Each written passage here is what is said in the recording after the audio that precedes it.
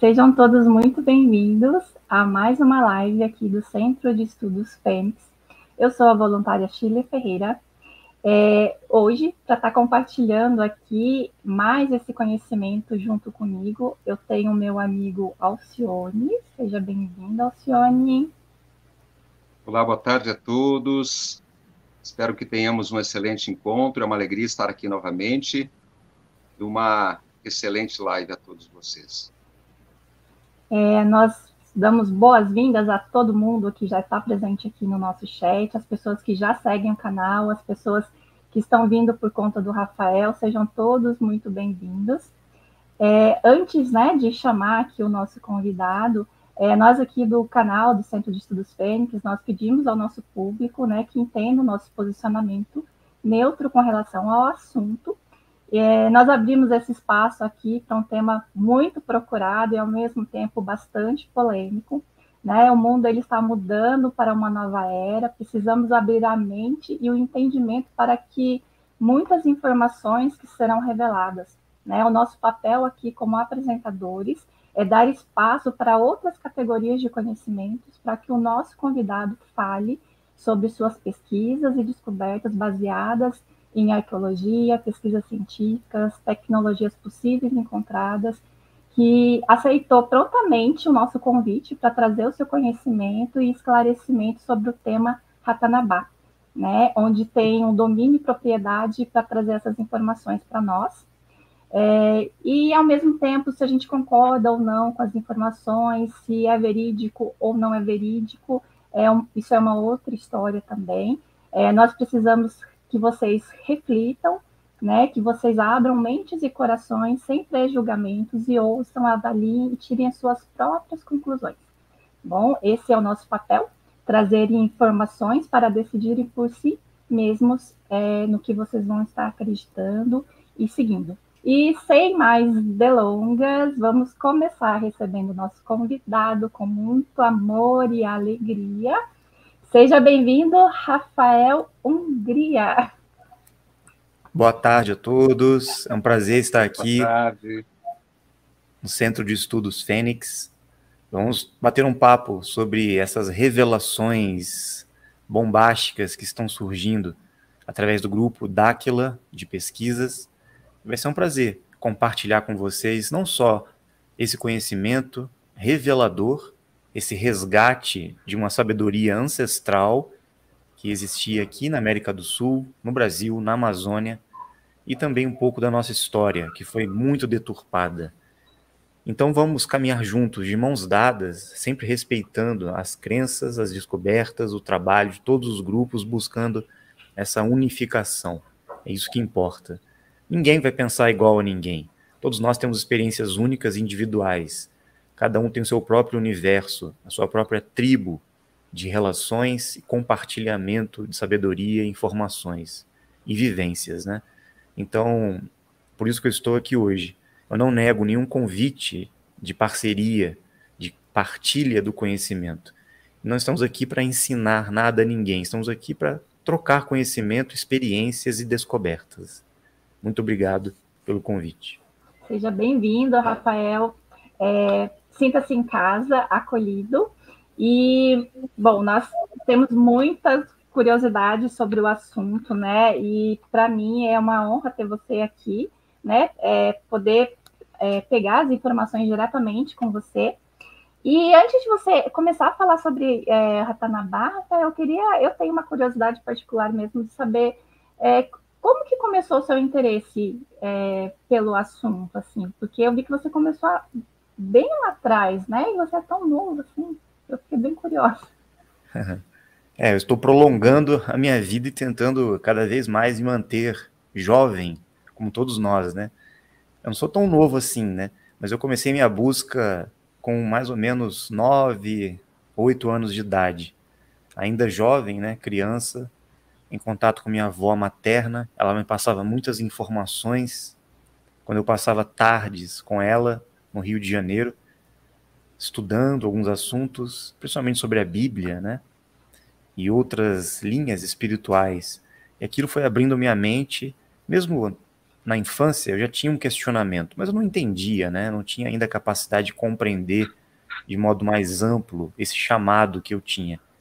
Na adolescência também, eu comecei a buscar incansavelmente, principalmente depois da passagem, né, do desencarne da minha avó, essa minha querida avó paterna que veio a desencarnar, e ali eu tive um choque de consciência, porque todo o conhecimento que ela havia me transmitido, eu comecei a buscar de fato com mais maturidade, né, naquele momento. De lá para cá, eu venho buscando esses conhecimentos, esses mistérios acerca da evolução da humanidade, o corpo de sabedoria e conhecimento que foi deixado por todos os mestres atuais e do passado, e buscando essa unificação. Eu nunca me prendi a nenhum dogma, a nenhuma linha de pensamento, religiões, mas eu pesquisei todas, me aprofundei, vivenciei algumas coisas em todos os grupos, partilhei muito conhecimento, né? Durante 30 anos de experiências que eu venho aí nessa busca, né? E cheguei a uma conclusão, que realmente cada um tem que seguir o seu próprio caminho e tem que buscar realmente fazer o melhor para si e pela humanidade, dentro das suas habilidades, dentro da sua missão pessoal. E eu sinto que eu encontrei parte do meu compromisso, da minha missão, principalmente quando eu passei por grandes experiências de contatos físicos e verbais com inteligências interdimensionais, com seres extraterrestres, que eu pude realmente estar diante dessas manifestações, dessas inteligências superiores, estabeleci uma parceria com elas, juntamente com o grupo que eu faço parte hoje. É o único grupo que realmente eu comecei a me engajar e fazer parte depois de todo esse tempo, devido a esse compromisso que eu recebi, que eu assumi nessa relação direta. E de lá para cá, eles vêm nos passando informações muito interessantes para sairmos a campo para pesquisar essas evidências, não só em relação à história verdadeira da humanidade, a arqueologia proibida, né? Nós temos que desvendar o que o sistema escondeu de nós com relação à nossa história, a história do mundo e da humanidade. E também com relação aos visitantes do passado. Quem eram esses personagens que aqui estiveram e ficaram conhecidos nas mitologias de todos os povos e culturas do mundo? Quem são eles? E os nossos amigos das estrelas, aqueles no qual nós temos a parceria, que são 49 raças dimensionais extraterrestres, vão passando aos poucos para nós um pouco desse conhecimento, resgatando esse conhecimento. E eu recebi a função de unificar essas informações, esses conhecimentos, fazendo paralelo com aquilo que já está registrado nos livros, nas escrituras, no corpo de sabedoria do mundo, nas tradições do mundo. Então eu venho pesquisando ao redor de diversos grupos e filosofias e linhas de pensamento, fazendo paralelo com as informações que os nossos amigos nos passaram nessa parceria. E já tem 10 anos, 11 anos, que eu estou nessa caminhada, nesse trabalho árduo, não é? Buscando esse paralelo entre os conhecimentos do passado e do presente atual, que estamos descobrindo. E Ratanabá, a existência dessa antiga civilização, dessa cidade perdida na Amazônia brasileira e também em grande parte da América do Sul, de alguns países vizinhos nossos, será algo assim extraordinário para que a gente possa resgatar a origem da humanidade e todo o conhecimento ancestral que de lá saiu para o mundo, através das ramificações dos povos, das descendências, das miscigenações, das intervenções divinas e planetárias que ocorreram nessa história da humanidade, que a gente nem tem ideia, de fato, como se deu. E aos poucos eles vão liberando para nós essas informações. E o meu trabalho é reunir esse conhecimento, essas descobertas, e trazer pouco a pouco para todos terem ciência, né, dessas informações. Antes de a gente entrar no tema propriamente, eu também quero satisfazer uma curiosidade. Nos bastidores para descontrair, eu te perguntei se tu lembravas os 4 compromissos. E aí gostaria de te perguntar se há quanto tempo você acessou a obra de Dom Miguel Ruiz, porque depois veio o 5º compromisso, depois dos 4, pai e filho escreveram o 5º compromisso. Há quanto tempo você acessou essas informações, né, da filosofia tolteca, e se isso te ajuda até hoje numa disciplina, numa retidão, numa coerência? Sim. Basicamente, quando o Dom Miguel Ruiz lançou a obra, se eu não me engano, foi em 2007, 2005, por aí, 2004, né? Foi ali que eu tomei conhecimento. Na época eu estava estudando bastante, né? Eckhart Tolle e outros pensadores da modernidade que faziam paralelismo com as filosofias orientais e ocidentais da espiritualidade. Eu tive acesso aos 4 compromissos, depois ao 5º compromisso. Existe uma outra obra também do Dom Miguel Ruiz chamada O Domínio do Amor, alguns livros do filho dele também. Isso. Então eu estudei, sigo até hoje, né, os princípios da filosofia tolteca. Fiz até um vídeo no meu canal falando bastante sobre os 4 compromissos. Para quem não conhece, dá uma olhada lá depois. E é extremamente importante, né, a gente buscar na prática executar esses compromissos que nos conectam à nossa verdadeira essência, à nossa verdadeira natureza como seres dimensionais. Então é muito importante. Maravilha. Então, lembrando, né, talvez alguns não conheçam ainda, seja impecável com a própria palavra, não leve nada para o lado pessoal, não tire conclusões precipitadas, procure fazer sempre o seu melhor. E o 5º, que é muito interessante, é um dos meus livros de cabeceira, seja cético, mas não é o ceticismo convencional, é questione.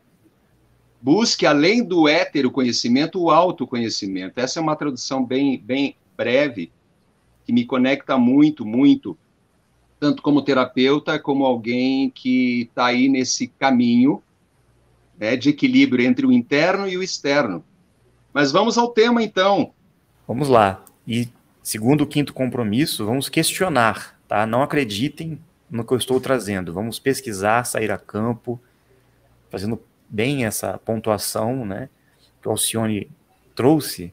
Nós de Dáquila, a gente não traz informações para impor verdades absolutas. A gente sempre traz questionamentos, né, possibilidades. Inclusive os nossos amigos que nos passam informações em contatos físicos e verbais também. Eles passam a informação e a gente tem que se virar para comprovar aquilo na experiência, né? Não é na crença. Não é simplesmente numa filosofia, e numa crença e numa fé. Nós temos que aceitar a informação, ponderar, usar o intercurso da razão, sair a campo para realizar experimentos, pesquisas e encontrar evidências e comprovações na nossa vida interna e nas experiências externas.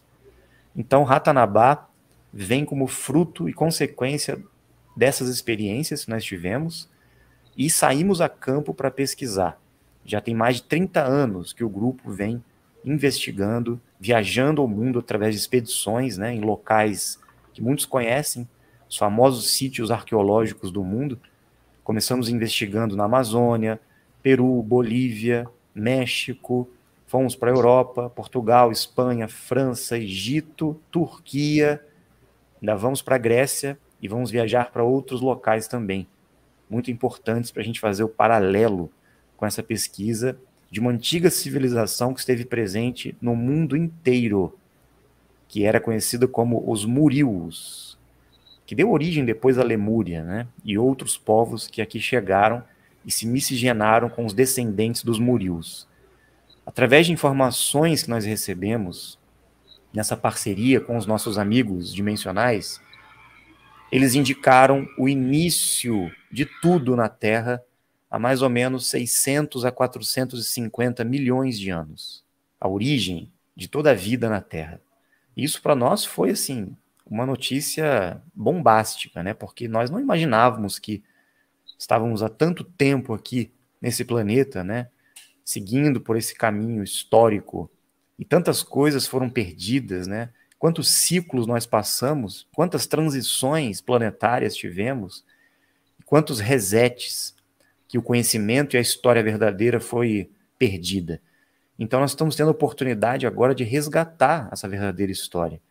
E segundo eles, a origem da humanidade e deste mundo onde nós estamos não ocorreu no velho mundo, África, Europa, Ásia, Oriente Médio, não. Ocorreu aqui na América do Sul, o início de tudo, particularmente na Amazônia. E existem coisas na Amazônia escondidas lá, soterradas, abaixo da grande floresta amazônica, que vão trazer essas confirmações para nós, que vão apontar a origem da humanidade, a origem do mundo. Existem conhecimentos, tecnologias, informações, riquezas que vão transformar a nossa história. Tudo vai mudar a partir do momento dessa revelação. E vai ser impossível isso não ser feito, por quê? Os próprios líderes mundiais, aqueles que controlam a Terra até hoje, né, acham que controlam, eles têm interesse que essas coisas sejam reveladas, porque existem benefícios que serão passados, não só para toda a humanidade, mas para eles também.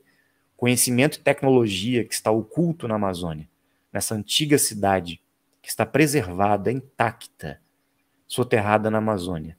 E nós recebemos a indicação para irmos pesquisar, investigar, realizar expedições para a Amazônia, e encontramos a localização exata desta cidade soterrada, conhecida como Ratanabá.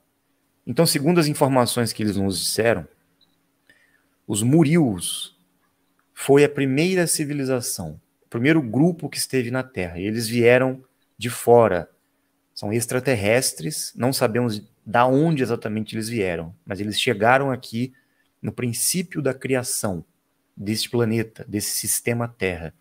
E tudo iniciou com os Murius. Eles mapearam todo o planeta, todo o sistema Terra.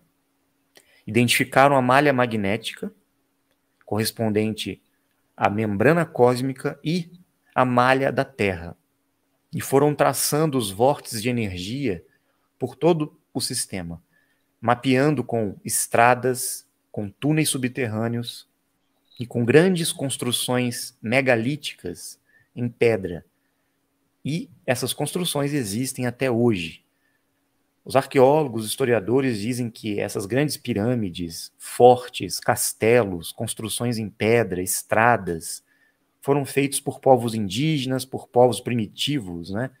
E até por civilizações mais recentes, como os egípcios, os astecas, mas não foram eles que construíram, foram povos muito anteriores, muito antes de Atlântida, de Lemúria. E esses povos eram conhecidos como os Murius, que deixaram muitos descendentes também na Terra.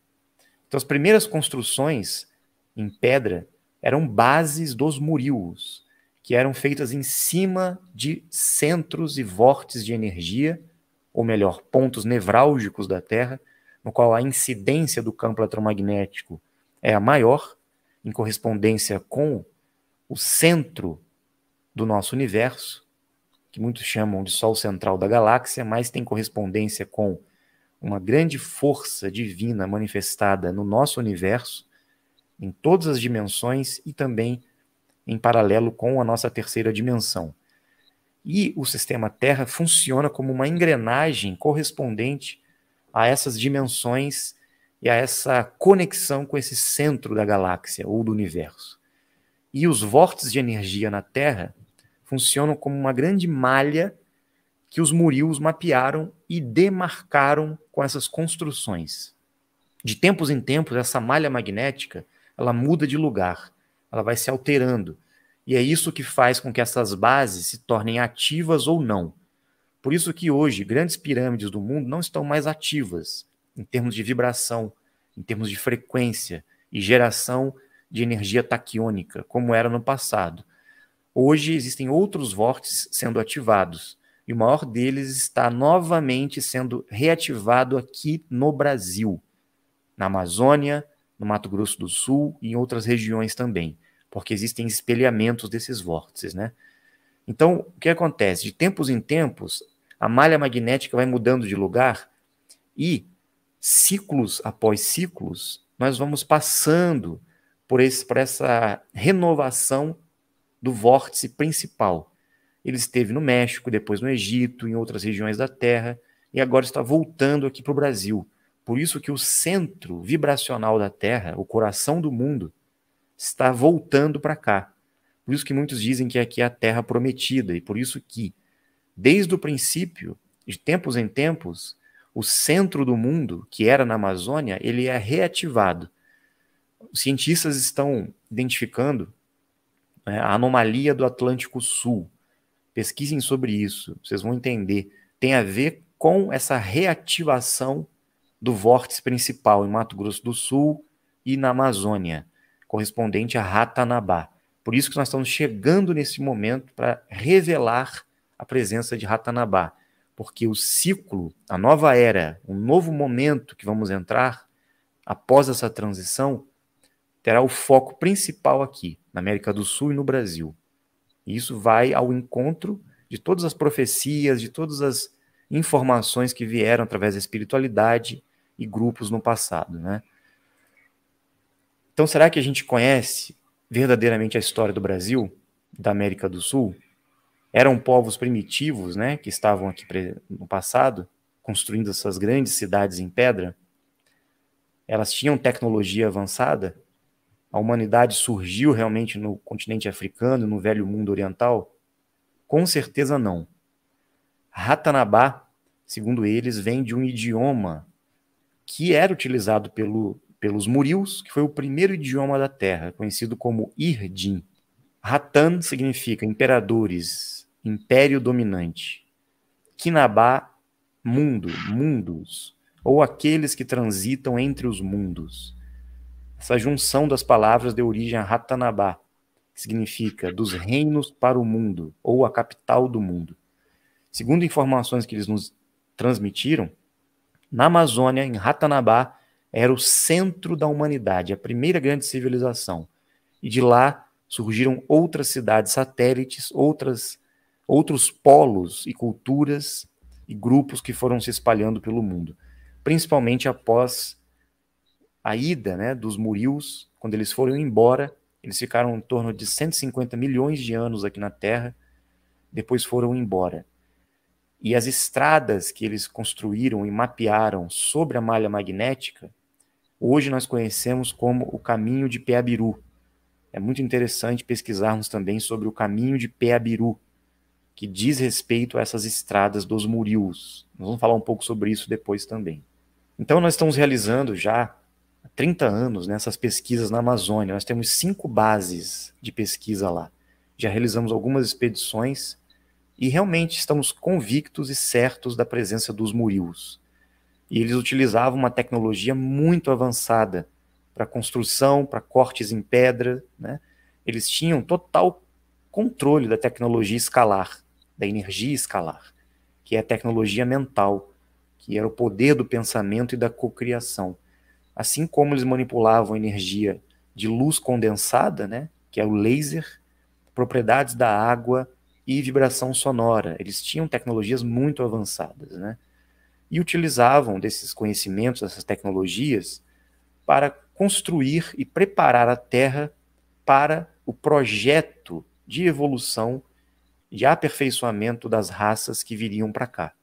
Depois de milhões de anos, outros grupos, outras raças de outros orbes, outros mundos paralelos vieram para a Terra e encontraram essas cidades, encontraram essas bases dos Murius presentes aqui. Existiam muitas construções, e as principais delas eram esses fortes, essas estrelas, que tinham essas pontas, né? No mundo inteiro nós vamos encontrar fortes assim. E nós começamos nossa pesquisa em Rondônia, em Costa Marques, no Forte Real Príncipe da Beira, que fica bem próximo ali ao rio Guaporé, e identificamos coisas impressionantes ali nesse forte. Túneis subterrâneos que passam por baixo do rio Guaporé, que levam até a Bolívia, túneis que vão adentro seguindo quilômetros e quilômetros em direção à floresta amazônica. Cada ponta dessa estrela direciona para um local, para um dos vórtices. E todos os fortes ao redor do mundo, eu vou mostrar aqui hoje para vocês, estão apontando para esses fortes. Todos eles estão interconectados e eram interconectados por túneis subterrâneos, no mundo inteiro. interligando todos os continentes. Isso é impressionante. Agora, por que eles construíram esses fortes nesses locais? Como eu expliquei, por causa da incidência energética da malha magnética nesses pontos.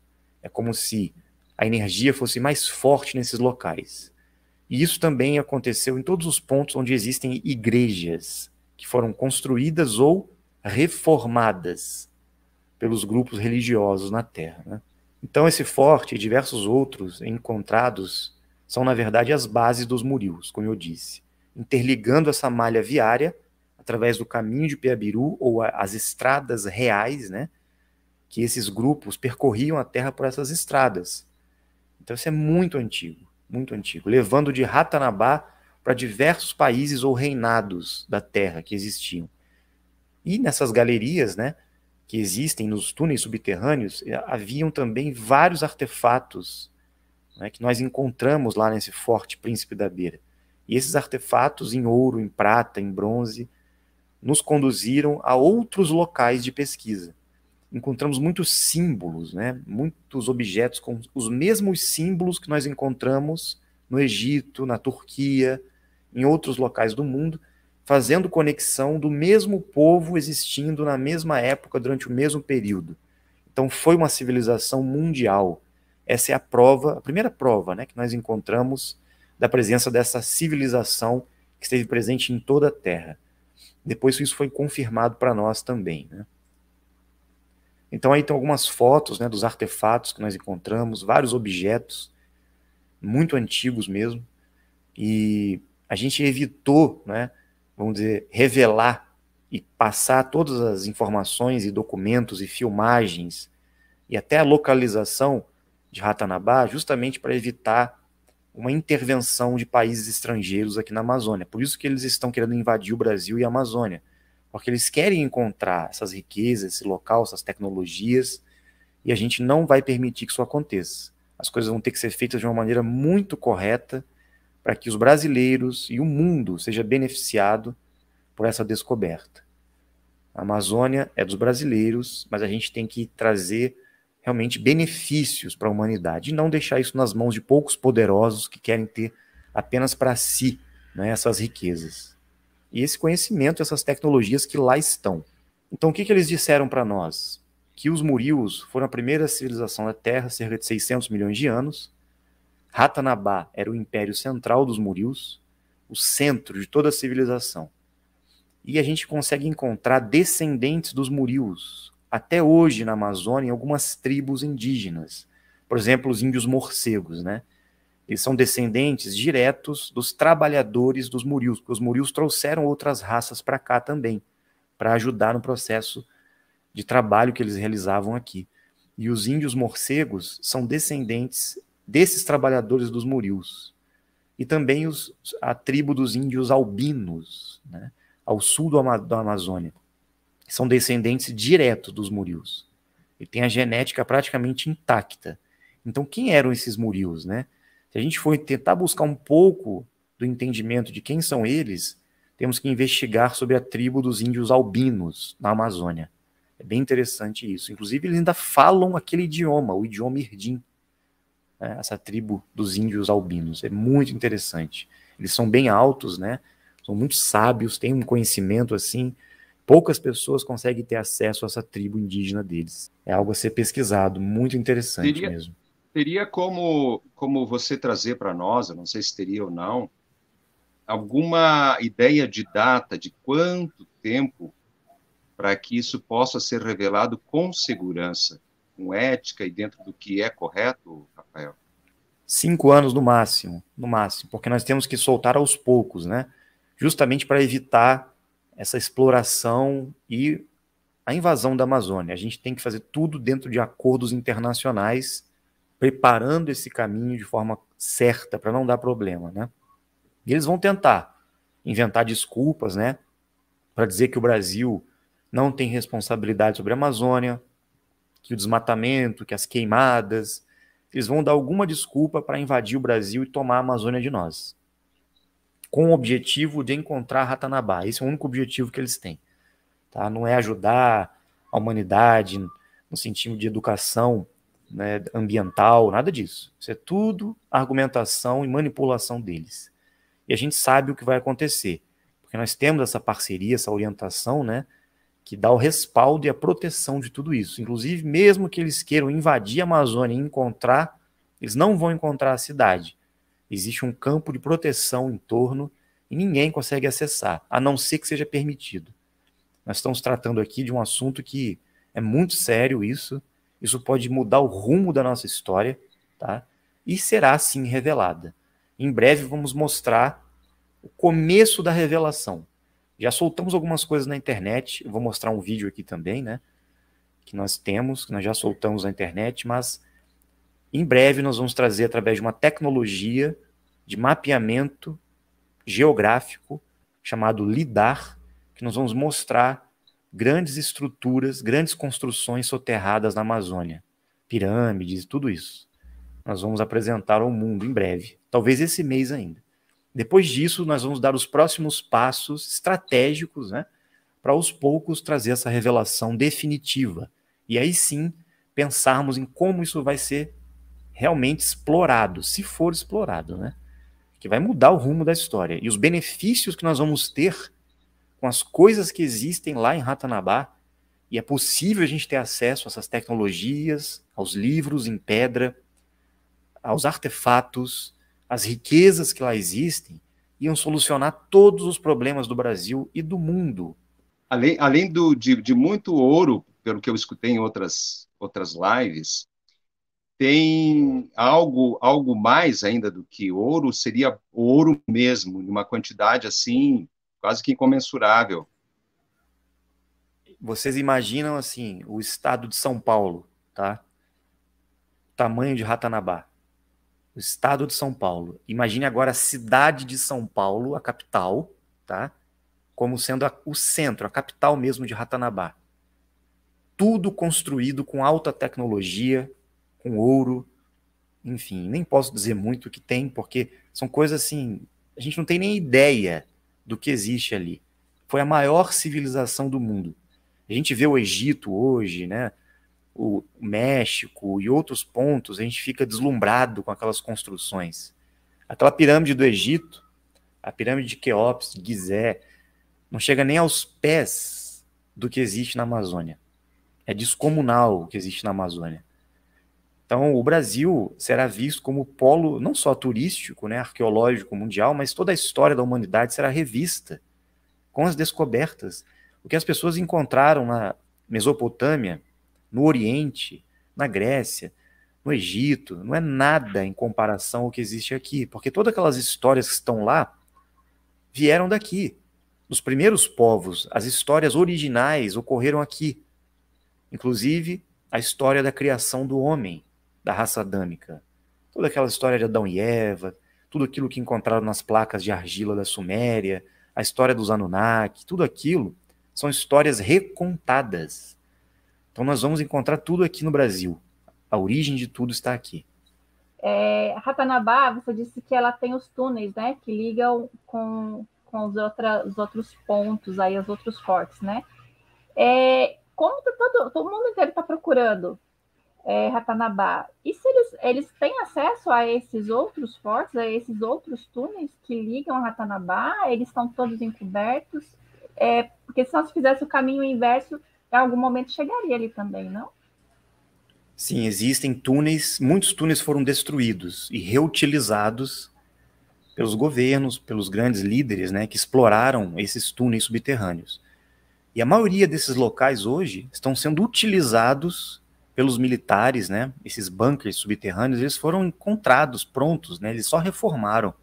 As maiores bases militares do mundo hoje eram túneis, já construídos no passado pelos murius. Inclusive o metrô de São Paulo, os túneis de São Paulo que conectam o metrô, grande parte daqueles túneis já tinham sido descobertos, estavam intactos, porque eram túneis dos murius. E em cima passava o caminho de Piabiru. Eles destruíram o caminho de Piabiru e reutilizaram os túneis, né?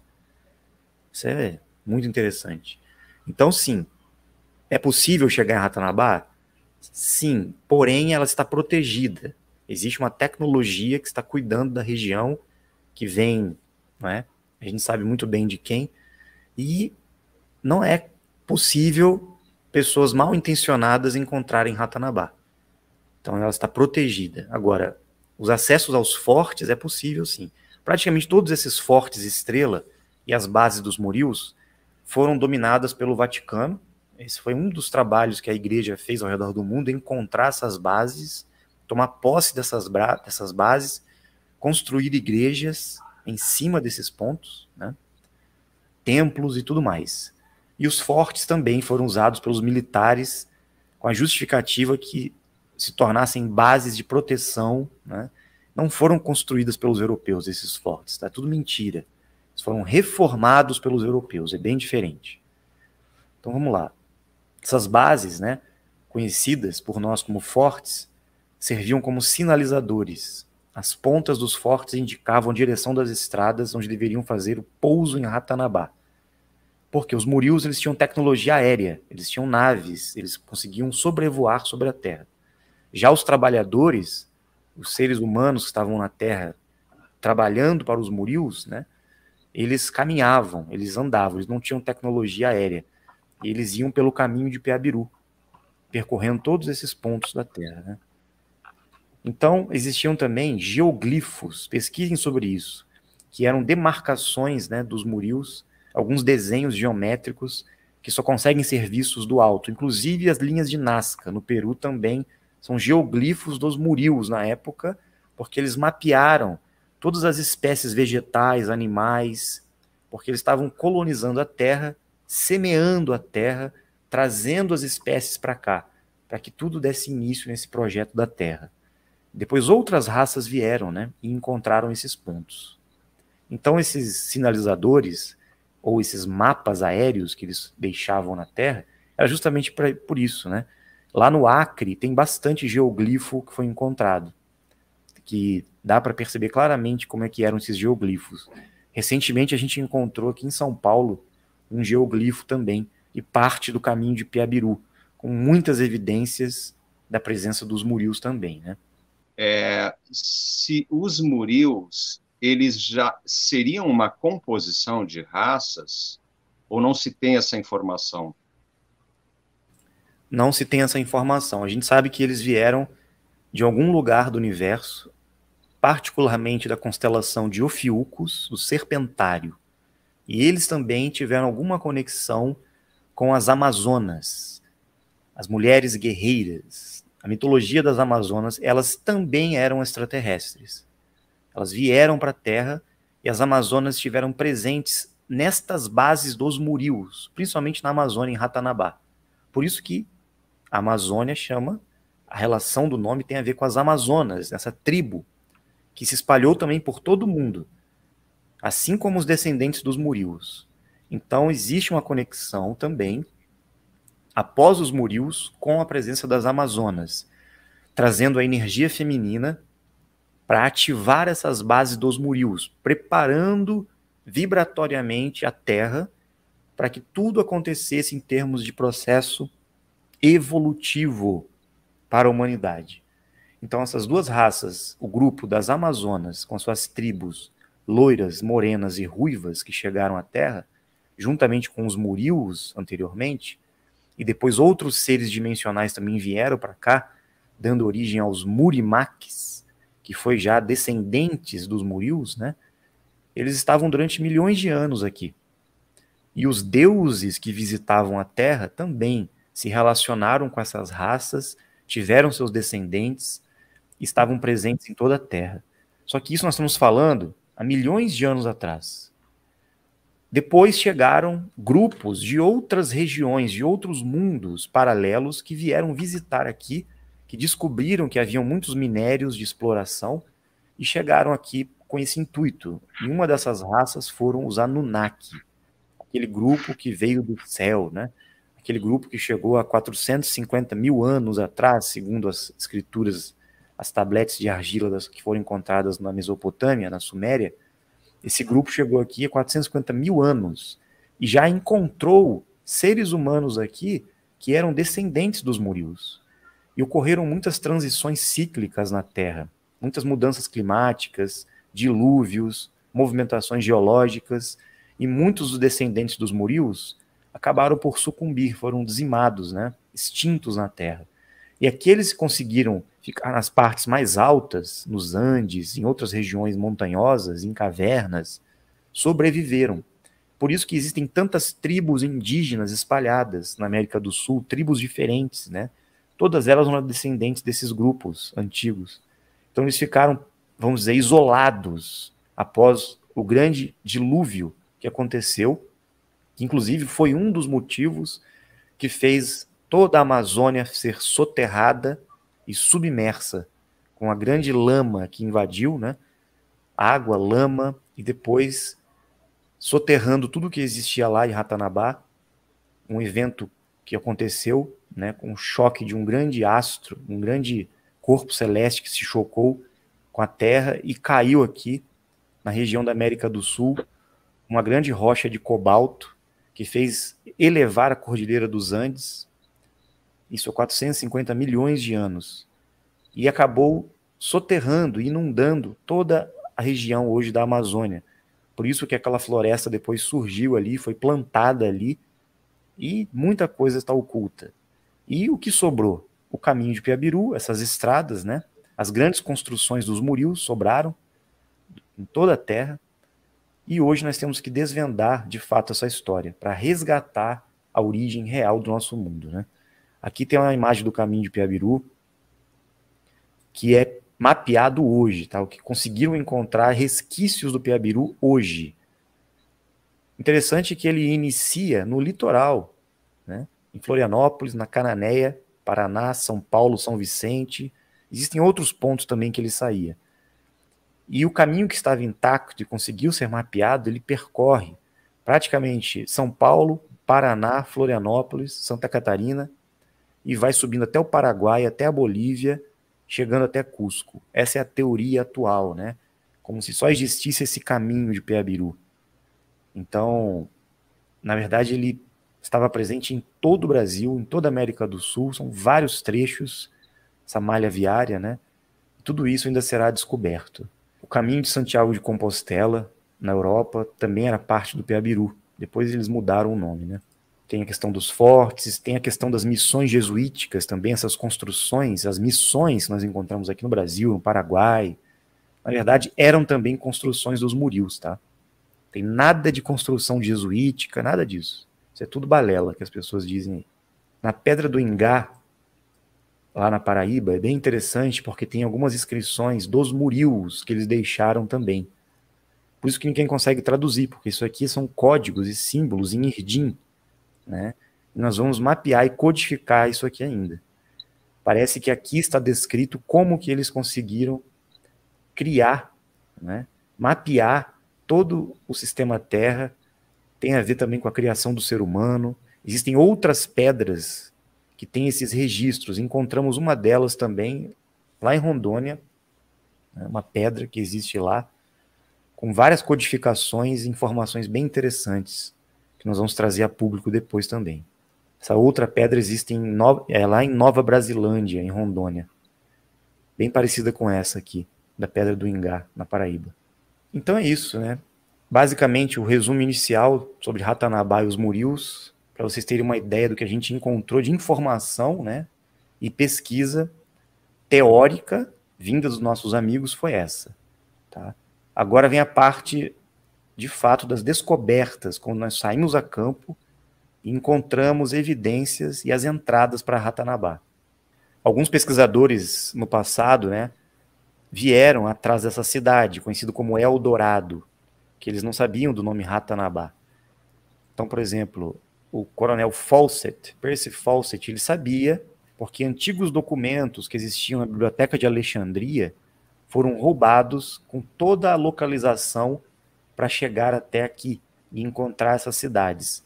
Mas como existiam várias cidades, satélites da Ratanabá, eles vinham atrás dessas cidades. Por exemplo, Acacor, Acarrim, Ofir, que está citado na Bíblia, Paitite, entre outras, né? Então eles queriam encontrar a todo custo a lenda de Eldorado. E quando eles chegavam aqui, os índios falavam que existia essa cidade, né? E até os índios não sabiam mais onde era a localização. E os deuses haviam dito para muitos grupos indígenas para não apresentar ao homem branco a localização da cidade sagrada, a cidade de Eldorado. Por que Eldorado, né? Dourado, ouro, o que será que existe lá, né? E tem total relação com o Ratanabá. Eu vou mostrar para vocês agora, são localizações ao redor do mundo onde existem as construções dos murios, tá? Que foram mapeadas até agora. Olha a quantidade de fortes, de construções dos murios. No mundo inteiro. No mundo inteiro. A mesma construção que existe na Amazônia, no Nordeste brasileiro tem também, no Amapá. Agora, por que esses fortes em formato de estrela no mundo inteiro? As pessoas não se questionam sobre isso, né? E eles disseram para nós que eram as bases dos murios. Então, eles reformaram, né, os povos mais recentes, eles reconstruíram, aí são mapas de reformas que eles fizeram, né, de reconstrução desses fortes. Bem interessante.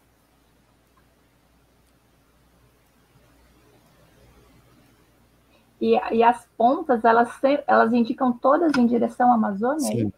É isso? Sim, indicam. Indicam para outros fortes e a direção dos túneis subterrâneos, né? Nova York, a Estátua da Liberdade está em cima de um desses fortes também, lá na ilha de Manhattan, né? Alguns foram destruídos, tá? Outros estão submersos. Aí são construções, né, dos jesuítas, né, entre aspas, na verdade são dos murios, essas missões jesuíticas, essas grandes construções, esses templos, né? Tem nada a ver com o que a gente aprendeu. Grécia, Turquia, Egito, é tudo, né? Aí parte do caminho de Piabiru eram feitos de pedras, né? As muralhas da China também não são também da China, tem a né? ver, também. Esse aqui é o lado de Rondônia, né? O Forte Príncipe da Beira, onde nós conseguimos adentrar, tivemos a permissão do exército na época, a gente conseguiu entrar nos túneis subterrâneos.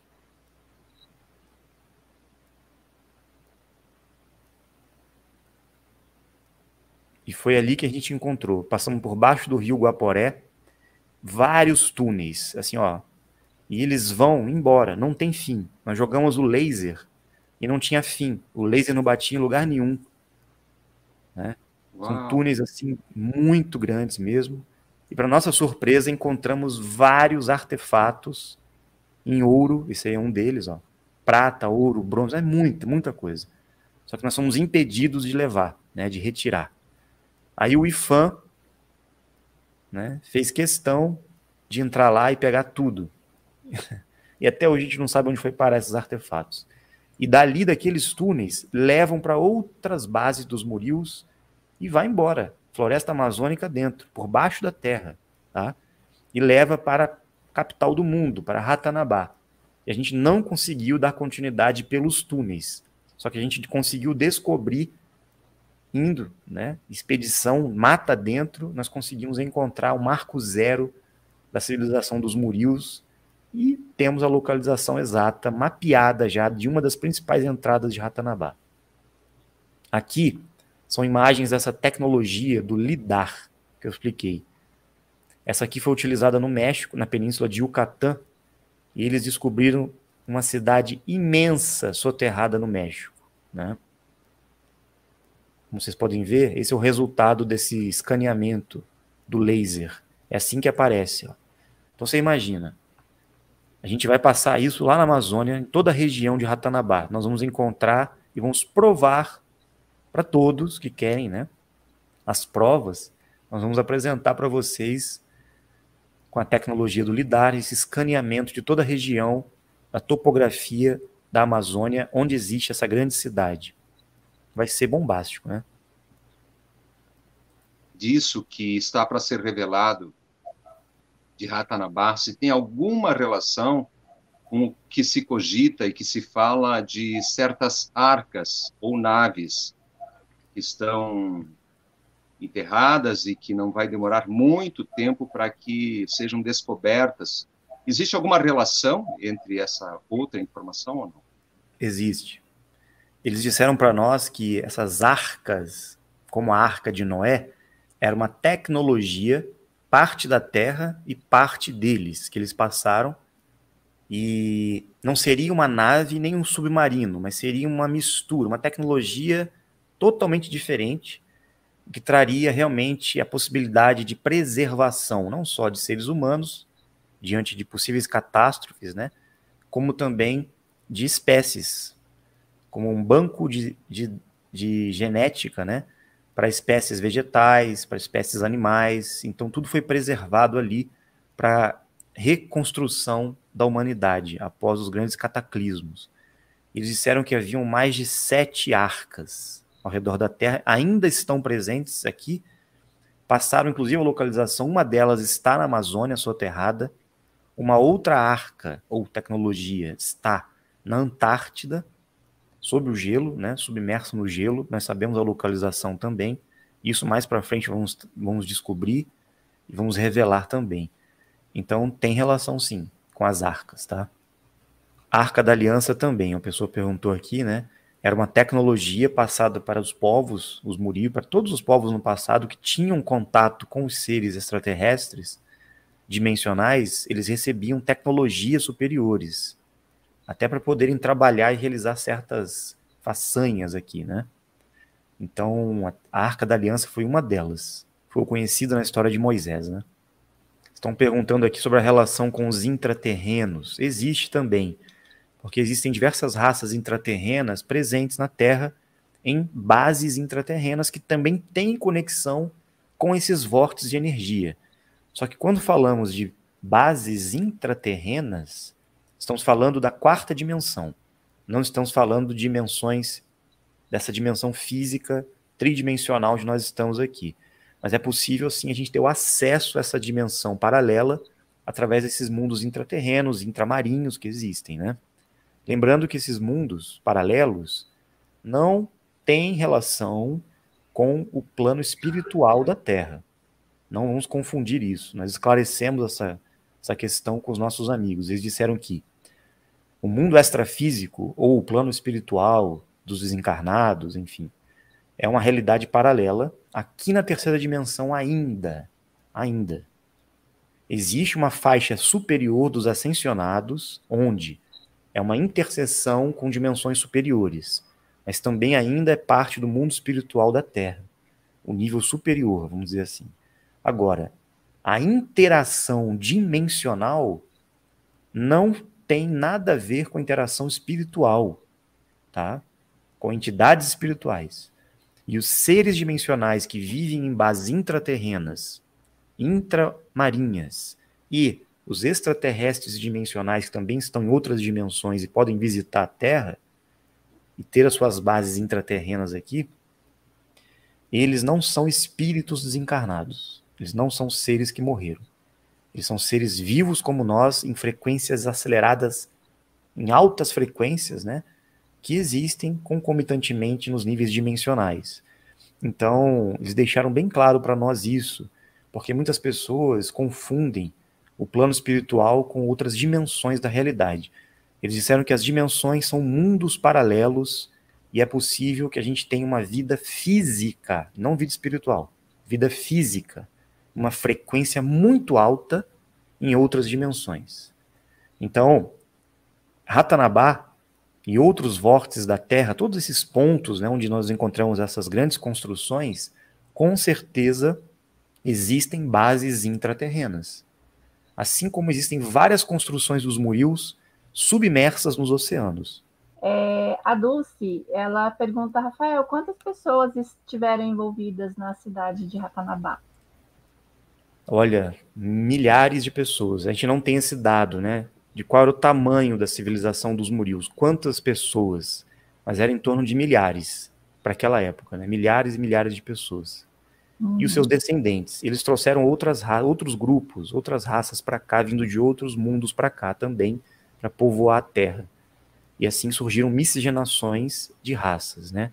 E depois vieram os Anunnakis e manipularam geneticamente algumas raças para servir de trabalhador para eles, de escravos, né? De mineração.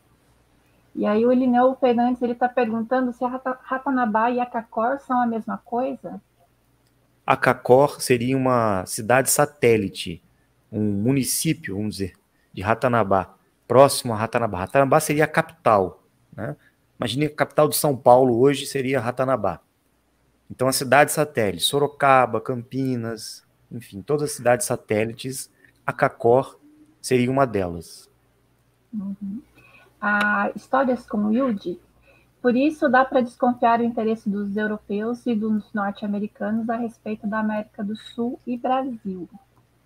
Sim, total interesse deles é descobrir Ratanabá e as tecnologias que existem aqui. Por isso que eles estão falando do Brasil preocupados com a Amazônia. Eles destruíram todo o meio ambiente deles. Desmataram todas as florestas do mundo inteiro. Estão preocupados com o Brasil, com a Amazônia agora? Né? Não é. A preocupação deles não é ambiental. A preocupação deles é outra. Exatamente isso. Inclusive, quando os templários vieram para cá, com os portugueses, espanhóis na época, descobrir, entre aspas, o Brasil e a América do Sul, vieram descobrir nada. Eles já sabiam que existia tudo isso aqui. Porque todos os textos antigos, como eu citei, de antigas civilizações, em grandes escolas de mistérios, na Biblioteca de Alexandria, estava tudo mapeado, o que existia no velho mundo, que é a América do Sul. E os vikings já estavam aqui, os fenícios já estavam aqui explorando, né? Vamos dizer assim, não descobrindo, explorando. Porque eles vinham para explorar, eles sabiam das riquezas que existiam aqui. Depois os europeus, portugueses, espanhóis, holandeses, vieram com suas embarcações, com essas tecnologias primitivas, né, navegando para cá para encontrar essas cidades, encontrar esse ouro, essas riquezas, essas tecnologias. Chegaram aqui, não ficaram abrindo estrada com facão, não, os bandeirantes, nada disso, já estava tudo pronto, o caminho de Piabiru, encontraram todas as estradas prontas, por isso que foi rápido, vamos dizer, a exploração e a colonização deles, né? Então eles pegaram os índios, dizimaram os índios em busca desse ouro, dessas tecnologias, torturaram os índios para encontrar Ratanabá, para encontrar essas cidades, principalmente os espanhóis, né? Quando chegaram lá em cima, através do México, através da Amazônia, foram invadindo Colômbia, Equador, chegaram no Peru, dizimaram os peruanos, né? Os Andes, foram dizimando os maias, os astecas, enfim. Toda a cultura dos olmecas, dos toltecas foi perdida por causa dessa exploração. Então não vieram descobrir coisa nenhuma, né? A Ordem de Cristo, quando veio para cá, também sabia disso, né? O interesse deles era encontrar certos tesouros, certas coisas aqui no Brasil. Assim como os jesuítas depois vieram para demarcar as bases dos murios e construir as igrejas e converter todas as pessoas para o cristianismo. E mudar a história dos povos indígenas, trazendo uma doutrinação para que eles não falassem sobre os antigos deuses e aqueles que estavam presentes aqui ajudando os povos, principalmente Sumé, Pai Sumé, ou conhecido, né, no Peru como Viracocha, no México como Kukulcán ou Quetzalcóatl, o deus, né, que era conhecido aqui como Tumi, também para os peruanos, é o mesmo ser. E a gente conhece ele hoje como Rankstar. É um ser muito conhecido. Ou, para os espiritualistas, né, Astarcheran. É o mesmo ser que esteve presente auxiliando os povos aqui. Toda a mitologia tupi-guarani, por exemplo, apresenta assim, de forma escancarada, né, essas verdades, essas cidades, esses deuses, essas instruções que eles recebiam. Então a gente tem que resgatar a nossa história, a gente tem que buscar a verdade. Né? Nos nossos índios, as tribos, os povos que trazem a sabedoria ancestral, nós falamos dos toltecas, né, Dom Miguel Ruiz. Gente, aqui no Brasil nós temos uma sabedoria também imensa, a gente tem que resgatar isso. Não só lá no México, no Peru, Bolívia, mas aqui no Brasil também. Nós temos um legado que foi deixado lá atrás, e nós vamos encontrar e vamos revelar ao mundo tudo isso. Mais uma pergunta dela mesma. Essas cidades ainda estão energeticamente ativas? Sim, algumas estão sendo reativadas aqui na América do Sul. Por quê? Porque a malha magnética está se realinhando, já está ativando aqui a América do Sul novamente. Principalmente na base de Mato Grosso do Sul, onde justamente nós de Dáquila estamos construindo um grande monumento escalonado, uma grande pirâmide, em Zigurates, né? E na Amazônia. Na Amazônia, principalmente em Ratanabá, e os monumentos que lá existem, né? Vão ser reativados. Quando isso acontecer, vai refletir também em todas as pirâmides do mundo, porque existe uma conexão na malha magnética. Então, as outras pirâmides que estão inativas, como no México, no Egito, principalmente a pirâmide de Saqqara, né? Elas serão reativadas. Isso vai gerar um campo vibratório na Terra totalmente renovado, uma reciclagem, né? E aí que as pessoas vão entender o que é, na verdade, o aumento da frequência vibracional, o aumento do campo vibratório, ou a transição que muitos falam para novas dimensões, né? É que, na verdade, vai ser gerada uma frequência em correspondência, né, com a onda moduladora que está entrando, né, a onda moduladora negativa que nós estamos adentrando, saindo da onda moduladora neutra, e vamos passar por essa transição da Terra. Por isso que, inclusive, muitas dessas raças que estão na Terra hoje, por trás dos governos, controlando a humanidade com a sua agenda, estarão sendo convidados a se retirarem daqui, porque eles não vão conseguir continuar na Terra nessa nova frequência que vai entrar. Então, é uma mudança de ciclo mesmo. E o restart da frequência ativa da Amazônia, de Ratanabá, do Brasil, vai ser o grande estopim para essa grande mudança no mundo. E aí que vem a manifestação direta também das inteligências superiores, da presença das naves, dos extraterrestres, dos seres da luz, que vem trazer o conhecimento de volta para nós, para essa renovação acontecer. E é isso que está sendo dito por todos os grupos, né, hoje na Terra. Boa tarde. Qual a diferença entre o povo Muril e a raça adâmica? O povo dos Murios, como eu disse, eram seres extraterrestres que vieram para a Terra, depois foram embora e deixaram seus descendentes aqui. Não sabemos ainda qual raça que os Anunnakis aqui chegaram e manipularam geneticamente. A gente sabe que eles mexeram com várias raças que aqui estavam descendentes dos Murios. Só que teve uma em específica, uma raça em específica, que o Enki, um dos Anunnakis mais conhecidos, né, junto com a sua irmã Inanna, ou Ninhursag, manipularam e deram origem à raça Homo sapiens sapiens, ou a raça adâmica, com o surgimento de Adapa. E a gente sabe também que ele teve a parceria e a ajuda de raças extraterrestres dimensionais, de seres divinos que vieram para a Terra e colocaram algo também diferente nessa raça adâmica, dando origem ao ser humano mais perfeito da Terra, a raça mais evoluída da Terra, que inclusive seria mais evoluída, mais avançada que os próprios Anunnakis e outras raças que aqui estiveram. Por quê? Porque esta raça planetária humana, conhecida como raça adâmica, teria a centelha divina ativada, o potencial da alma 100% ativo, para que ele desenvolvesse as habilidades e a conexão direta com a energia suprema, Deus. E outras raças não têm essa biotecnologia ativa dentro deles, que seria a alma, né? Essa centelha divina. Por isso que a raça adâmica se diferenciou, se destacou na humanidade. Hoje ela está miscigenada, né, na Terra, praticamente todos são adâmicos, misturados com outras genéticas, assim como outras raças extraterrestres estiveram aqui no passado, se misturaram também com a raça adâmica.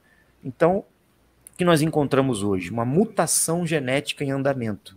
E é por isso que esses grupos, essas raças que estão no poder até hoje, controlando a Terra, basicamente todos os Anunnakis, né, eles estão muito incomodados, sempre estiveram muito incomodados com a raça adâmica. Tentaram dizimar a raça adâmica várias vezes, né? Inclusive na época do dilúvio também. Por isso que teve aquela ajuda para preservar o ser humano, para que não fosse perdida essa descendência genética. E também eles se incomodam demais com a linhagem genética que foi deixada na Terra para a raça adâmica vinda de Cristo. Emanuel, que desceu à Terra na época, esteve presente aqui como Jesus Cristo, né? Já esteve presente várias vezes antes, mas quando ele veio como Jesus Cristo, junto com Maria Madalena, eles deixaram a sua linhagem genética divina potencializada com a linhagem crística ativada na raça adâmica. E isso gerou um transtorno, incomodou demais os controladores do mundo, os donos do mundo, né? Então, por isso que até hoje eles estão tentando acabar com a humanidade, né? Através de toda essa manipulação que existe aí em todos os setores e segmentos da vida humana. Qual a linha do tempo da presença dos Murios em relação aos Lemurianos e os Atlantes?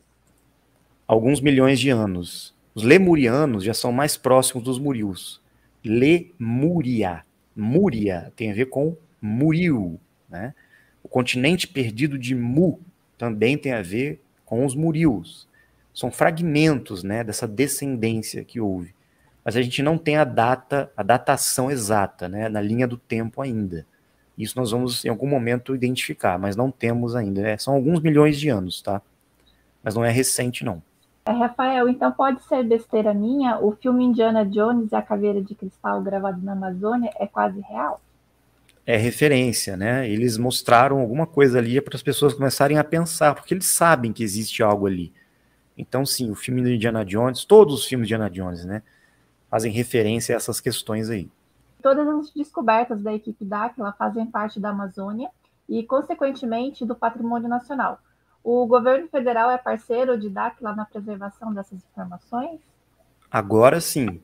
Agora nós estamos tendo apoio. Mas anos atrás, no início das pesquisas, não tivemos, né? Com o governo que estava presente aí, eles tentaram de todo custo esconder a informação e não permitiram as expedições, o avanço das pesquisas. Agora nós estamos conseguindo abrir caminhos e ter parcerias, sim, com as Forças Armadas, com instituições, até mesmo com o IFAM, né, e com o governo. Então as coisas estão mais fáceis para nós hoje, nesse sentido. E as descobertas, como a gente disse, têm que trazer benefícios, né, para todos os brasileiros, e não ficar nas mãos dos líderes, os poderosos, os políticos, para poucas pessoas tomarem posse. Então, a gente vai revelar tudo, nós vamos escancarar, antes até mesmo de qualquer exploração, nós vamos fazer com que o Brasil inteiro saiba de tudo isso, para que depois, quando as coisas forem reveladas, eles não tenham nenhum tipo de ação contrária aos interesses que nós de Dáquila temos, que é beneficiar toda a humanidade, né? A Natália Carvalho, Rafael, hoje eu me deparei com podcasts e vi em alguns questionamentos. A questão que lembrei agora do filme Eldorado, que mexeu muito com o meu psicológico. Será que tem algo a ver? Tenho algo a ver? Sim, todos nós, principalmente as pessoas que se sentem diferentes, né, que são buscadoras, essas pessoas que têm um pouquinho de Indiana Jones dentro delas, né? Quem aqui não queria ser arqueólogo, queria buscar os mistérios, né? Todos nós já vivemos isso lá atrás, nós éramos parte desse grupo. Na época dos Murios, na época das Amazonas, na época dos Lemurianos, dos Atlantes, que foram embora também, né? Não estão mais aqui. Nós estávamos lá, nós visitamos a Terra várias vezes, né? Porque também nós somos extraterrestres. Nós estamos encarnados na Terra na condição humana. Só que a gente não é daqui. A gente está passando uma experiência na Terra. E a nossa história é muito antiga. No fundo, a gente lembra disso. A gente está na nossa memória, né? A gente sabe que tem algo aí. Por isso que a gente busca essas coisas, porque está na nossa história genética, nossa memória cósmica e em tudo que a gente fez aqui na Terra até hoje. E agora a gente está recordando esses fatos. Por isso que algumas pessoas se identificam, né? A Poliana Alencar, ela pergunta se tem alguma religião atual que conserva os ensinamentos dos Murios. Não, religião não. Porque na época não tinha religião, né? Mas religião é coisa recente, né? Do ser humano aí, pouquíssimos anos, 10 mil anos para cá. Quando começou realmente o controle total dos Anunnakis, né? Do império deles, os reinados dos Anunnakis. E inclusive os Anunnakis alteraram a história e colocaram eles como os senhores, né? Os donos da história do mundo no lugar dos povos antigos. E ela mesma, a Poliana, pergunta qual o objetivo dos Murios, desenvolver uma raça nova ou explorar as riquezas da Terra? Não, eles não vieram explorar a riqueza, eles vieram mapear, eles são construtores de mundos. Segundo eles disseram, o que eles fizeram aqui na Terra, eles fizeram em vários outros mundos, outros planetas, outros sistemas. Então, eles encontram vamos dizer, um local no universo, um planeta, um mundo, e eles preparam esse mundo em termos de vibração, de mapeamento energético e constroem essas bases. É como se eles preparassem a tecnologia natural, a natureza, né? Eles ativam os mundos para receber a vida e as raças e as evoluções pertinentes a elas. Então os Muriel são construtores e exploradores de mundos para mapear os sistemas. É isso que a gente sabe até agora, né? Uhum. O que houve com Ratanabá foi um soterramento por conta de um grande cataclismo? Sim, aconteceu um grande cataclismo na Terra, depois em decorrente do dilúvio que ocorreu em seguida, né? As águas invadiram aquela região, depois muita lama também, né? E a movimentação geológica que houve com o choque com um astro que colidiu com a nossa região aqui da Terra, causou toda aquela inundação, né? E Ratanabá foi totalmente soterrada e submersa. Os caminhos que saem daqui de Portugal, daqui de Portugal, porque a Wilde ela fala de Portugal, tá? Os caminhos que saem daqui de Portugal para Santiago de Compostela também estão inseridos? Fazem parte do caminho de Piabiru, existem pontes que conectavam Portugal com a América Central, com a América do Sul, estão submersas no Oceano Atlântico. E o caminho de Piabiru, ou o caminho real, ou o caminho de Compostela, que leva até a Espanha, França, e deveria subir até a Turquia, chegar até a antiga Anatólia, onde existem os reinos das montanhas, né? Deveriam estar intactos, mas foram destruídos. Então, o que sobrou foi o caminho de Santiago de Compostela, que é o caminho real, que ligava os reinos das montanhas com o reino do Norte Maior e com os reinos das terras de baixo, né? Aqui na América do Sul. As muralhas da China foram construídas pelos Murios?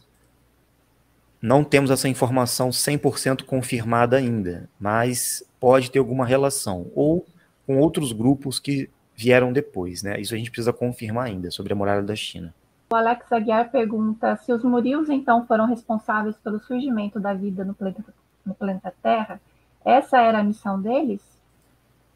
Sim, eles têm esse compromisso, né, de preparar a Terra, os mundos, né, para receber a vida. Como eu disse, eles eram construtores de bases e mapeavam a malha magnética e construíram as estradas, os túneis e as grandes construções em pedra. Foi isso que eles fizeram.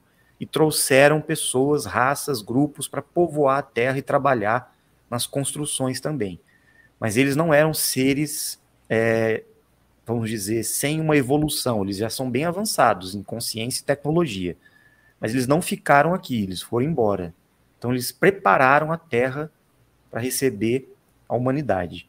Depois outras raças vieram explorar a Terra. A Terra ficou aberta para visitação. Outros grupos vieram, inclusive o maior deles foram os Anunnakis, que exploraram e dominaram a Terra. Por isso que eles estão aqui até hoje no controle. Eles venceram várias guerras entre raças que queriam morar aqui, e os Anunnakis foram os que conquistaram a Terra e exploraram o planeta, né? A Carmen Bindemann. Como impedir que os estrangeiros tomem posse da Amazônia? O governo brasileiro está preparado para proteger essas riquezas? Existem grupos que atuam por trás dos governos. E neste momento existem seres, podemos chamar assim, infiltrados, participando de um movimento de neutralização de qualquer tipo de ação negativa contra o Brasil e contra a Amazônia. Vocês podem perceber, o Brasil é protegido milhares de anos. Vocês podem ver que ninguém invadiu o Brasil até hoje. Não houve uma guerra contra o Brasil. O Brasil é preservado, a Amazônia é preservada. Talvez seja o único local no mundo que esteja, de certa forma, protegido por alguma razão. De fato, se eles quisessem invadir, já tinham feito isso. Como invadem qualquer país aí, fazem guerras, né? Se eles quisessem, já tinham feito isso. Por que eles não fazem? Porque eles sabem que existe uma ordem superior e que o Brasil tem dono. Vamos dizer assim. O Brasil tem dono. Quem é o dono do Brasil? Quem que realmente está por cima de tudo isso, né? A gente tem que se questionar. Por que aqui é um país, uma nação tão diferente das outras? Então não existe risco, tá, disso acontecer.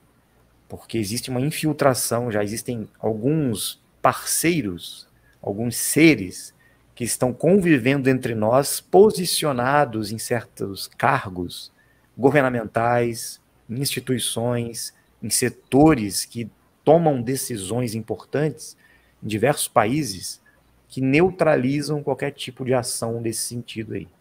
Isso já está garantido para nós, porque a renovação da Terra, o recomeço desse ciclo para a nova humanidade, será a partir do Brasil.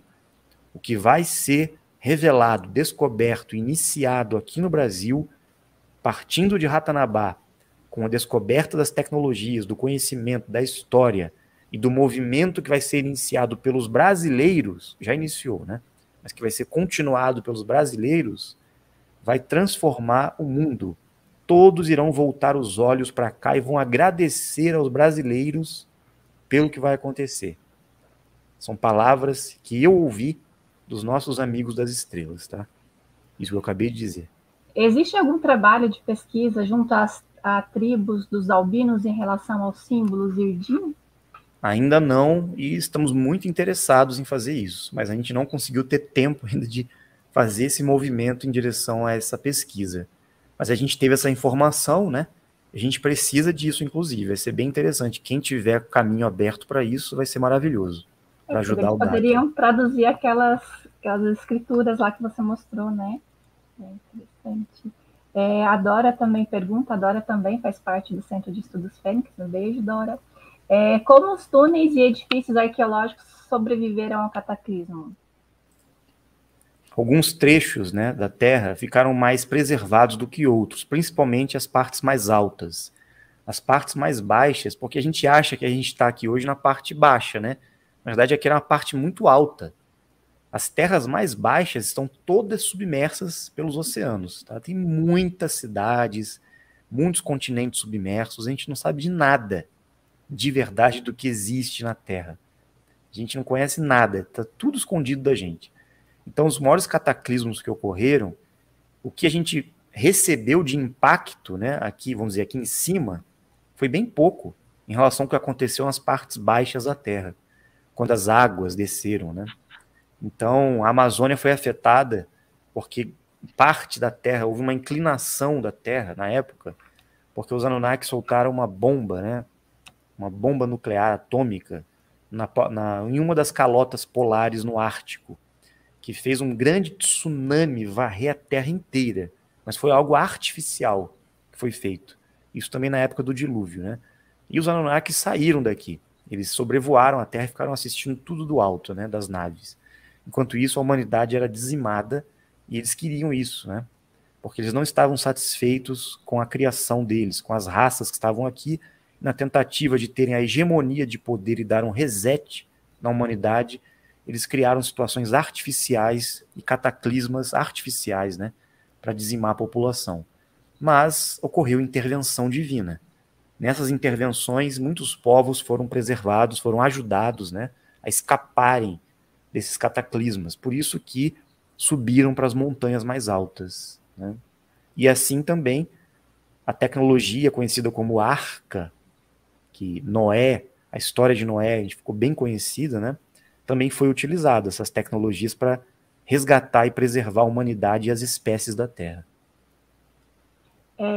Ligando um pouquinho ao assunto anterior, a Sueli Pedron, o incêndio ocorrido na Amazônia tem alguma relação com o assunto? Todas as queimadas na Amazônia que foram relatadas são focos de incêndio muito pontuais em áreas de desmatamento. Ou seja, eles derrubam as árvores, né? Eles têm focos ali, clareiras, e ali a vegetação fica mais seca. Então começam a colocar fogo, alguns incêndios, e a maioria dos incêndios tem a ver com ações humanas, tá? Justamente para justificar esses argumentos políticos que o Brasil não cuida da Amazônia, que a Amazônia tem que ser cuidada por outros países, né? A gente não tem responsabilidade do desmatamento e das queimadas. Tudo mentira. A Amazônia não queima de forma natural, é impossível. É a floresta mais úmida da Terra. A umidade, né? A umidade que tem lá impede qualquer tipo de proliferação do fogo, de queimadas. Pode queimar na periferia, onde é mais seco, né? Mas entrar na Amazônia e queimar é impossível. Somente focos de incêndio em locais de desmatamento, aí pode acontecer. Mas é impossível a Amazônia ser desmatada por fogo, tá? Porque ela é muito úmida. Pesquisem sobre os rios voadores da Amazônia, vocês vão entender o que eu estou falando. Agora, tem a ver com esse assunto sim, porque o argumento das queimadas e do desmatamento está sendo usado agora pelos artistas, pelas laranjas do sistema do governo oculto mundial, justamente para acusar o Brasil e o governo para eles poderem invadir a Amazônia, né? Tomar o que é nosso. Esse é o motivo. E Goretti, foram os Muril que deixaram a fórmula do ser humano e por que eles próprios não fizeram? Sim, nós identificamos em algumas pedras, por exemplo, lá em Rondônia, em Nova Brasilândia, eles deixaram a fórmula da criação da raça humana. E os Anunnakis encontraram essa fórmula, por isso que eles conseguiram manipular geneticamente e criar o ser humano adâmico na Terra, né? Agora, por que os Murios não criaram? Porque não era o compromisso deles. Eles deixaram essa informação aqui, possivelmente dentro de um plano futuro, né? Para que a humanidade surgisse aqui e fosse criada por outras raças geneticistas e cientistas que vieram para cá. Vamos fazer a última aqui para fechar. O Vicente Lucena, o que são as outras terras ou anéis de outros mundos? São outras regiões da Terra, são localizações ainda desconhecidas por nós, porque a ciência esconde, né, o verdadeiro tamanho do nosso mundo, que existem outros anéis, outras regiões da Terra, desconhecidas, e com seres vivendo lá, com outras raças. A Terra é imensa, é muito maior do que a gente pensa. Eles mentem para nós com relação ao planeta Terra também. E os outros anéis são partes da Terra. Por exemplo, o segundo anel da Terra é o mundo espiritual, tá? É onde estão os desencarnados. Nós estamos no primeiro anel da Terra, essa região que foi conquistada, né, explorada pelos Anunnakis, pelos Murios, é o primeiro anel da Terra. Os Murios também mapearam os outros anéis, mas nós estamos hoje vivendo no primeiro anel da Terra. Agora realmente a última, tá, Rafael? A Adora, existe alguma sinalização por parte dos seres que informam a equipe Dáquila a respeito do novo cataclismo por impacto do asteroide? Não, eles disseram que não vai haver impacto de asteroide, que não será assim o cataclisma. O que vai acontecer é que haverá uma anomalia no campo eletromagnético da Terra com a passagem de um astro que está se aproximando, conhecido aí como Nibiru, Hercólobos e outros nomes, né? Esse astro está se aproximando, está bem próximo, e ele vai gerar uma certa pressão nas camadas atmosféricas e no campo eletromagnético da Terra. E pode ser que ele traga, né, alguns objetos que vão entrar em choque com a atmosfera. E isso vai causar certas anomalias no céu. A Terra pode ser que sofra um pouco essa influência desse astro, que ele é muito grande, tá? Ele é muito grande, vai ser visível no céu. E a gente vai passar por algumas mudanças, né? Mudanças climáticas, mudanças do ciclo da Terra. Nós vamos passar por uma mudança. Então, não será um choque de asteroide. Poderá acontecer uma mini era glacial por 3 a 6 meses de duração, principalmente no hemisfério norte, pode ser que aconteça, né, uma mudança drástica do clima, e depois as coisas vão normalizar e vão se ajustando na Terra. Mas movimentações geológicas vão acontecer, alguns tsunamis, vulcões, vendavais, isso sim, está previsto acontecer, eles disseram. Eu quero, assim, agradecer imensamente a sua prontidão de ter vindo dar essa verdadeira aula aqui para a gente hoje, né? Eu acho que das várias lives que eu andei acompanhando recentemente, trazendo conteúdo dessa forma, em forma de aula mesmo, videoaula, fiquei muito feliz pela honra, né? Pelo compartilhamento. Então, se você tiver as suas considerações finais, porque nós estouramos já do nosso horário aqui, né? E daqui a pouco você precisa. Quero agradecer pela oportunidade, né, de compartilhar essas pesquisas científicas, arqueológicas, que tem tudo a ver também com a busca do autoconhecimento, da espiritualidade, da nossa evolução. Porque quando a gente consegue encontrar a verdadeira história do mundo e da humanidade, a gente corrige alguns pontos de manipulação do conhecimento. Está tudo interconectado, né? Então nós temos que nos manter neutros, lembrando que nós de Dáquila não trabalhamos com crenças, não trabalhamos com achismos, nós estamos nos baseando em informações que foram nos transmitidas diretamente através de contatos físicos e verbais com nossos parceiros extraterrestres, há mais de 30 anos em parceria com eles. E fomos a campo para pesquisar, realizar experimentos, investigar, estudar, encontrar evidências que confirmam essas informações. Então, a gente não está impondo nada a ninguém, a gente não está querendo convencer ninguém, mas vamos trazer evidências. E a ciência, os pesquisadores ao redor do mundo vão ter que provar o contrário, através da ciência, não através da fé, não através de filosofia. A filosofia é importante para a gente buscar o entendimento interior da nossa vida. A tradição espiritual, o conhecimento deixado pelos nossos amigos no passado já está aí disponível para todos, né? Todos nós já sabemos a cartilha da evolução mental, consciencial, espiritual. Mas agora a gente tem que consertar a manipulação da história e aquilo que a humanidade precisa. Dignidade, condições melhores de viver e evoluir neste mundo. E os governantes, os controladores do mundo, né, não querem deixar a humanidade ter dignidade, ter paz, ter uma vida material, inclusive, melhorada.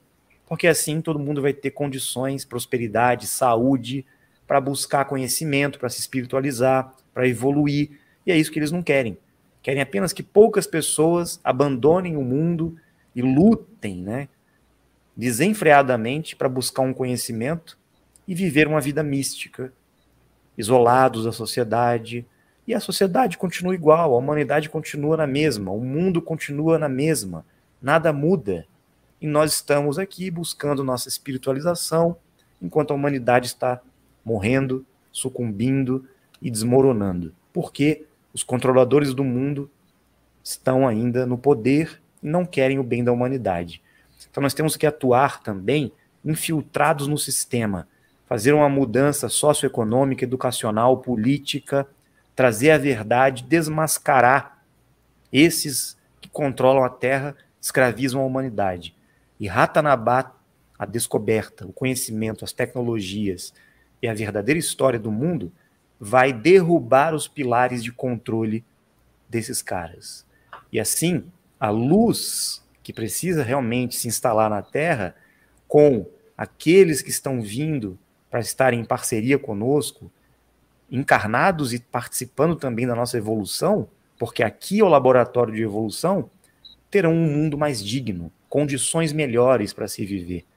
Não será um mundo mais de provas e expiações, e sim um mundo regenerado, não apenas espiritualmente, mas materialmente também. Então a nossa história e a nossa dignidade tem que ser resgatada. E é isso que Dáquila está buscando. Nós estamos de mãos dadas e caminhando lado a lado com todos os pesquisadores, não só da espiritualidade, não só das filosofias, mas também da ciência. Todos. Então o nosso grupo, ele abarca todo o conhecimento e todas as ações possíveis e inimagináveis para que a mudança e o bem se instale no nosso mundo.